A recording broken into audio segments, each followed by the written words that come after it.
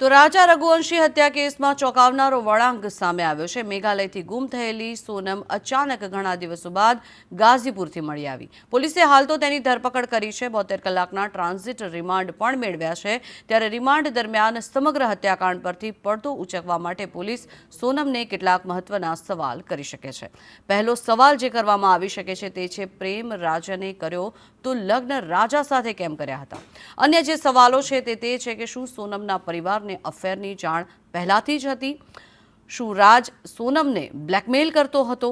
અન્ય સવાલની જો વાત કરીએ તો રાજાની હત્યા કરવા માટે કિલર કેવી રીતે મળ્યા અને શું કોઈ દબાણમાં આવીને હત્યાને અંજામ આપવામાં આવ્યો હતો? આવા અનેક સવાલો ઉઠી રહ્યા છે, કારણ કે સોનમને હાલ ટ્રાન્ઝિટ વોરંટ પર લઈને પોલીસ નીકળી છે અને તેને પૂછપરછ હાથ ધરવામાં આવી રહી છે। અનેક સવાલો એક બાદ એક આ ઘટનાને લઈને ઉઠી રહ્યા છે। ત્યારે હવે આ સમગ્ર ઘટના પરથી પડદો ક્યારે ઉચકાશે અને આ આખું સત્ય જે છે તે ક્યારે સામે આવશે તેને લઈને પોલીસ દ્વારા અત્યારે હાલ સવાલ કરવામાં આવી રહ્યા છે।